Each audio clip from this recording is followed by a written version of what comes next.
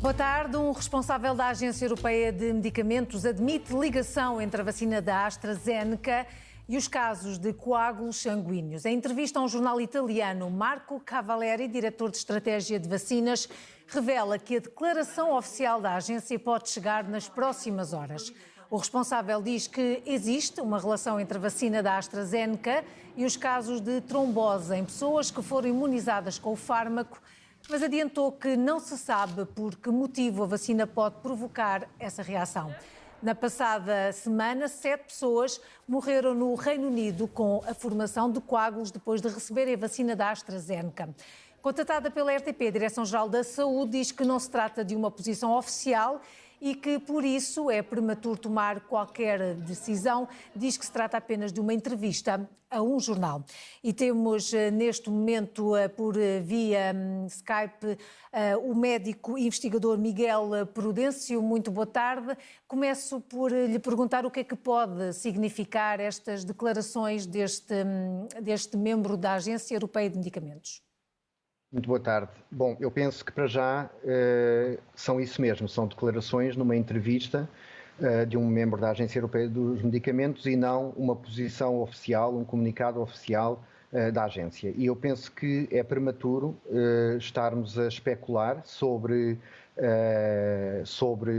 o que é que uma eventual declaração por parte da Agência Europeia dos Medicamentos venha a ser, e até lá penso que nós devemos de manter-nos calmos, vigilantes e esperar por aquilo que sejam as conclusões das análises que estão continuamente a ser feitas pela Agência Europeia dos Medicamentos, e estou em crer que teremos um comunicado oficial sobre o assunto tão brevemente quanto possível. Até lá, penso que não devemos tratar este assunto como mais do que uma entrevista que foi dada, que não corresponde a uma posição oficial, e é por essa que eu penso que deveremos de aguardar. Ainda assim, pergunto-lhe, tendo em conta estes casos que ocorreram também no Reino Unido, este possível a confirmação e este anúncio da agência pode implicar mudanças nos planos de vacinação, e nomeadamente em Portugal? Vamos ver. Aquilo que está em causa são eventos muito raros de formação de coágulos associados a uma baixa de plaquetas, que é realmente uma situação clinicamente complicada, mas muito, muito rara. E são esses casos raros que estão em análise e em relação aos quais, já no comunicado anterior, a Agência Europeia dos Medicamentos disse que não dispunha de dados suficientes para definir se havia ou não uma relação causa e efeito entre a vacina e essas ocorrências. Se tal se viesse ou se vier a confirmar, é natural que daí resulte um ajuste do plano de vacinação em função da informação que vier a estar disponível. Volto a dizer, para já ainda não existe uma comunicação oficial sobre essa eventual relação causa e efeito. Os dados estão continuamente a ser monitorizados e logo que exista uma posição oficial sobre o assunto, estou certo de que as diferentes entidades responsáveis em cada país pela definição dos critérios para vacinação tomarão a posição adequada em função dessas conclusões, se e quando elas forem oficiais.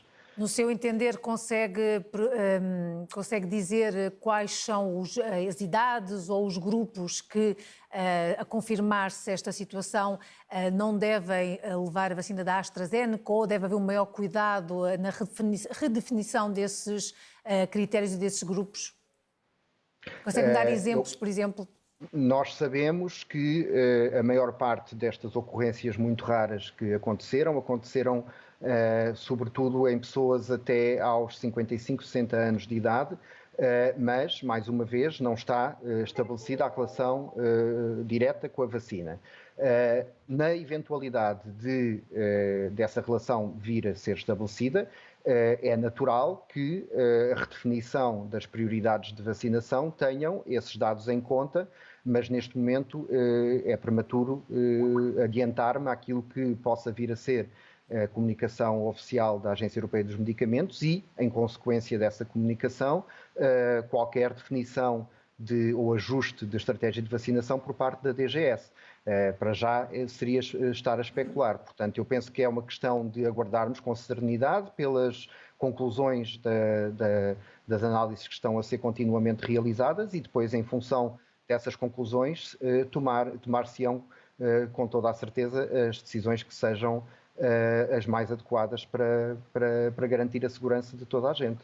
Eu percebo a prudência, queria só perguntar-lhe ainda, como disse o Dr. Bernardo Gomes, se tivesse 2 vacinas para dar, naquele caso, aos pais, daria na mesma entre o benefício e o risco, daria na mesma. Consegue, perante aquilo que se sabe neste momento, consegue fazer a mesma afirmação ou é mais prudente nesse sentido?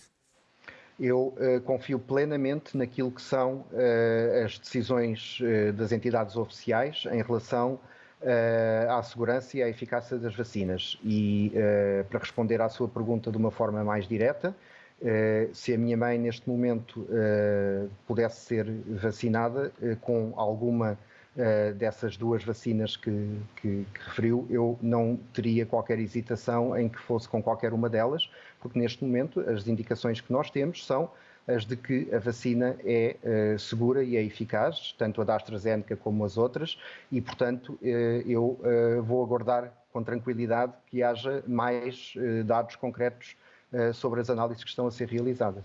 Vamos todos aguardar. Muito obrigada, Dr. Miguel Prudêncio, médico e investigador.